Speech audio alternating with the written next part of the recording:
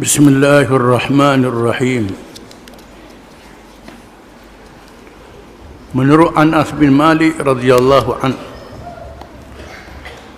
bahawa Rasulullah sallallahu alaihi wasallam bersabda begitu ketika ia melalui suatu majlis yang riuh rendah dengan gelak ketawa, iaitu hadis yang tersebut di atas.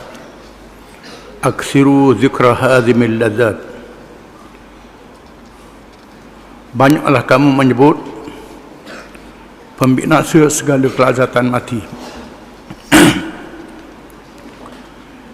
Dihuraikan oleh hadis wa an Abi Dzar radhiyallahu anhu qala qultu ya Rasulullah fama kanat fi suhbi Musa alaihi salam qala kanat ibaran dengan apa? Kanat ibaran kullaha ajibtu liman ayqana bil maut thumma huwa yaprahu ajibtu liman ayqana bin nar thumma huwa yadhaku ajibtu liman ayqana bil qadar thumma huwa yunassibu ajibtu liman ra'a ad-dunya wa taqallubaha bi ahliha thumma tma'anna biha wa ajibtu liman ayqana bil hisab ghadan thumma la ya'mal. Rawahu al-Bazzar bi isnadin hasan. Hadis ini diriwayatkan oleh Al-Bazzar, hadis hasan. Artinya dari Abi Dzar radhiyallahu anhu, katanya, aku pernah bertanyakan Rasulullah sallallahu alaihi wasallam, ya Rasulullah, apakah yang ada di dalam suhuf Nabi Musa alaihi salam? Sabda Rasulullah sallallahu alaihi wasallam, ada di dalamnya semua iktibar, yakni pengajaran. Di antaranya, aku heran melihat orang yang yakin adanya mati, kemudian ia bergembira.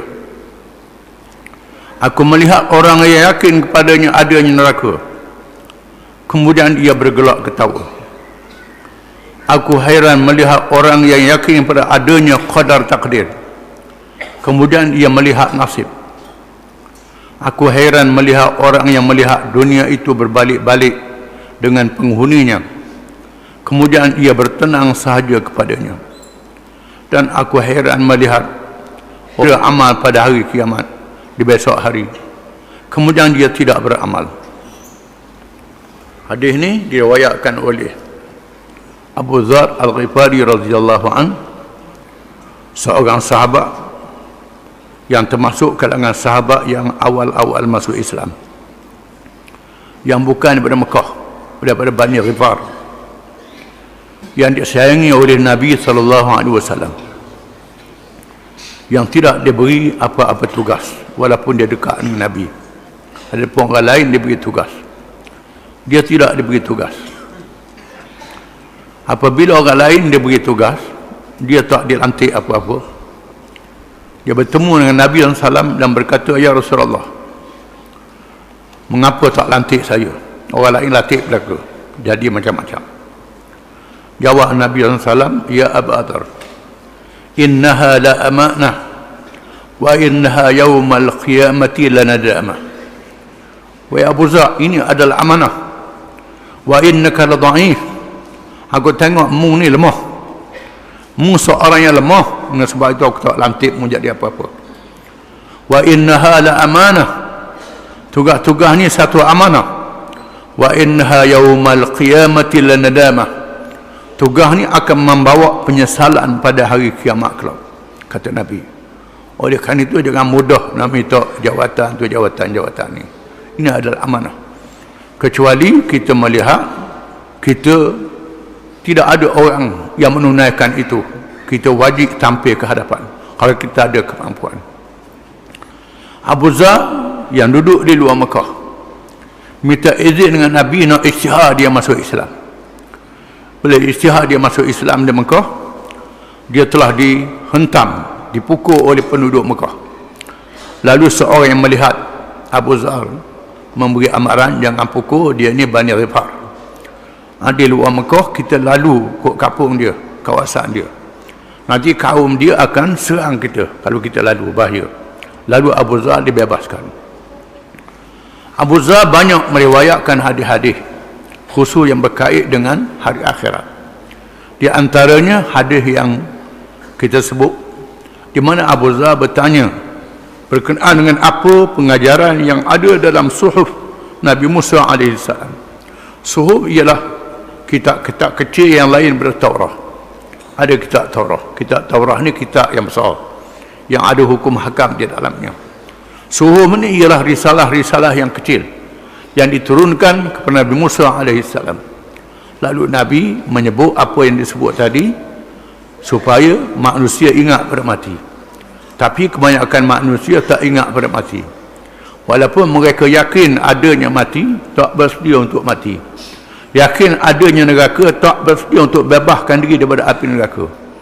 Yakin adanya qadar takdir daripada Allah Ta'ala, tengok nasib sendiri, tak bertawakal pada Allah Ta'ala. Yakin adanya hisab, adanya hisab pada hari kiamat, tetapi tak beramal dengan amalan yang sebanyak-banyaknya. Wa Ali bin Umar radhiyallahu anhuma qala ataitu an-nabiy sallallahu alaihi wasallam faqama rajulun min al-ansar faqala ya nabiy Allah man akyasun nas wa ahzamun nas qala sallallahu alaihi wasallam aktsaruhum dhikran lil maut wa aktsaruhum isti'dadan lil maut ulaika al-akyas tak ada alif tu, ulaika al-akyas, alif tak ada, bukan akyas. Zahabu bi syarafid dunya wa karamatil akhirah, rawahu Ibnu Abi Dunya. Atau ulaika al-akyas, ada alif, ada alif, kan ulaika al-akyas. Yang tanya tu seorang, Nabi jawab ramai-ramai. Rawahu Ibnu Abi Dunya wa Tabarani fi as-Saghir bi isnadin hasan. Ada alif sebenarnya, ulaika al-akyas. Ulaika al-akyas, zahabu dengan makna ramai, kalau akyas dengan makna seorang. Artinya dari Ibnu Umar radhiyallahu anhuma, katanya aku telah datang menemui Rasulullah sallallahu alaihi wasallam, maka tiba-tiba bangun seorang sahabat di kalangan Ansar, kalangan orang Madinah. Ansar ialah mereka yang menolong Islam, mereka bukan daripada penduduk Mekah. Yang asal Mekah disebut Muhajirin, yang berhijrah dari Mekah ke Madinah. Orang Madinah disebut Ansar kerana mereka memberi pertolongan kepada Nabi dan sahabat-sahabat yang berhijrah. Salah seorang Ansar bertanyakan Rasulullah sallallahu alaihi wasallam, "Ya Nabi Allah, siapakah manusia yang paling pintar dan paling kukuh kerjanya?" Siapa dia manusia yang paling bijak, paling pintar, yang paling kukuh kerjanya? Sabda Rasulullah sallallahu alaihi wasallam, ialah orang yang paling banyak ingatkan mati, paling banyak bersedia untuk mati. Mereka itulah orang yang paling pintar. Mereka pergi membawa kemuliaan dari dunia dan mendapat kemuliaan di akhirat. Manusia yang paling pintar, yang paling cerdik, yang paling teguh kedudukannya ialah mereka yang menyediakan amal untuk mati dengan sebanyak-banyaknya. Selagi ada peluang, dia menyediakan amal yang saleh, di mana tiap-tiap kehidupan kita ni sebenarnya adalah amal yang saleh. Bukan saja sembahyang, puasa, zakat, haji, termasuklah hubungan kita dengan manusia, termasuklah kerja-kerja kita, kerja untuk mendapat harta bagi nafkah yang wajib, menunaikan kewajipannya kepada Allah sepanjang masa. Dalam semua pekerjaan kita, ingat pada Allah Ta'ala. Termasuklah nak masuk bilik, nak masuk jamban, bilik mandi, ingat pada Allah Ta'ala. Sebut, keluar pun berzikir pada Allah Ta'ala. Sentiasa mengerjakan amal yang saleh. Wa anil Bara ibn Azib radhiyallahu anhu qala kunna ma'a Rasulillah sallallahu alaihi wasallam fi janazatin fajalasa ala syabiril qabri fabaka hatta balla sara ثم قال يا إخواني Hamzah duduk di bawah tu, bukan Hamzah duduk di atas. Bukan ya akhwani, ya ikhwani. Ya ikhwani, Hamzah kecil duduk di bawah. Itu mengikut ejaan yang betul. Ya ikhwani limisil hadza fa'iddu. Aidu tu ada Hamzah di atas alif. Rawahu Ibnu Majah bi isnadin hasan. Artinya dari Al-Bara bin Azib radhiyallahu anhu, katanya kami telah bersama-sama Rasulullah sallallahu alaihi wasallam mengiringi jenazah. Lalu ia duduk di tepi kubur.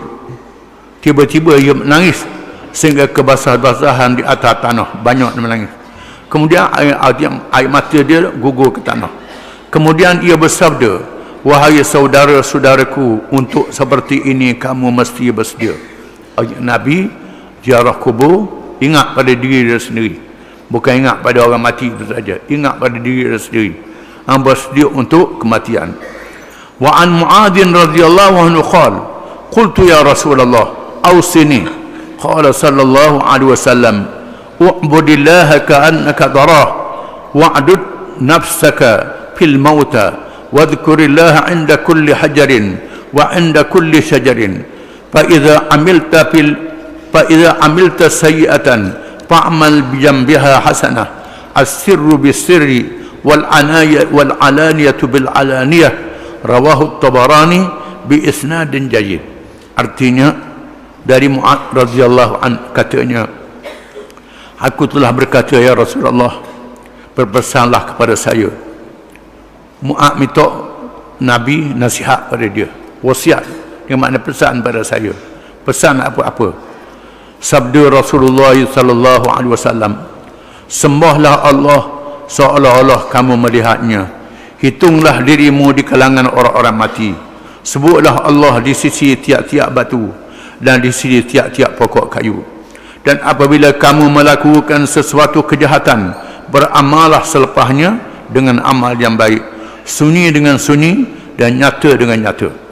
Nabi pesan pada Mu'adz bin Jabal radhiyallahu an, seorang sahabat termasuk kalangan ulama sahabat. Mu'adz bin Jabal ni ulama sahabat, orang alim kalangan sahabat yang Nabi tugas pergi ke Yaman untuk mengajar di Yaman, menjadi hakim di Yaman, menunjukkan ilmunya banyak.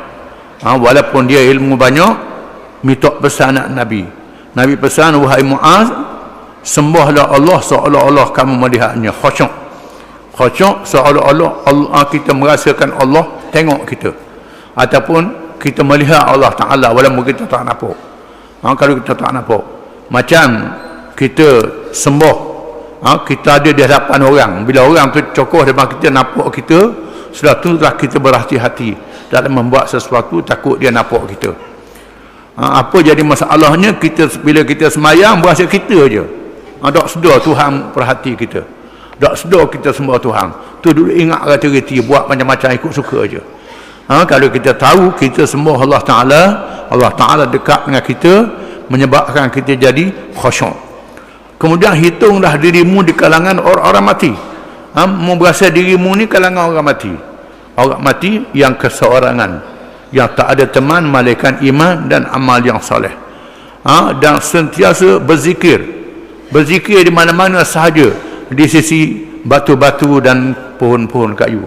Kerana batu-batu dan pohon kayu bertasbih memuji Allah Subhanahu wa ta'ala. Jika sekiranya kamu mengerjakan maksiat, ikutilah dengan amal yang baik. Kalau dosa yang besar, bertaubat. Dosa kecil, bertaubat, beristighfar. Bukan saja istighfar, mengerjakan amal yang soleh. Kerana amal yang baik itu menghapuskan dosa-dosa amal yang jahat. Sembunyi dengan sembunyi. Kalau sekiranya amal yang kita buat yang jahat itu amal yang kita dengan Tuhan orang tak tahu, maka kita buat amal yang soleh secara sunyi juga, kita dengan Tuhan saja. Sembahyang tahajud ke, berzikir, khusyuk dengan hati ke, bersedekah cara orang tak nampak ke. Kalau orang nampak, ada riak. Kalau kita mengerjakan amal yang jahat, orang tak nampak kita buat maksiat, jangan cerita ke orang. Kecuali kerana kita tak tahu, tanya ulama, tanya orang alim, jangan tanya orang tak erti. Cari orang yang alim, tanya dia macam mana nak buat, itu diizinkan oleh syarak. dibenarkan oleh syarak, tak jadi salah. Jangan cerita buat suka, buat sedap cakap je. Itu bukan cara yang betul. Itu menandakan orang yang bangga dengan dosa dia. Kalau kita buat dosa secara senyap, sama ada dosa kecil, dosa besar, kita beristighfar secara senyap, bertahajud, buat amal secara senyap, secara orang yang tak nampak, orang tak nampak kita. Kalau buat amal yang nyata, amal jahat yang nampak, buat amal yang baik orang nampak juga, supaya menampung kejahatan kita dengan kebaikan. Orang cela kita tak jadi nak cela bila tengok mengerjakan amal yang baik. Wa an Aisyah radhiyallahu anha qalat qala Rasulullah sallallahu alaihi wasallam man ahabba liqa Allah habba Allah liqa'ah wallahu a'lam.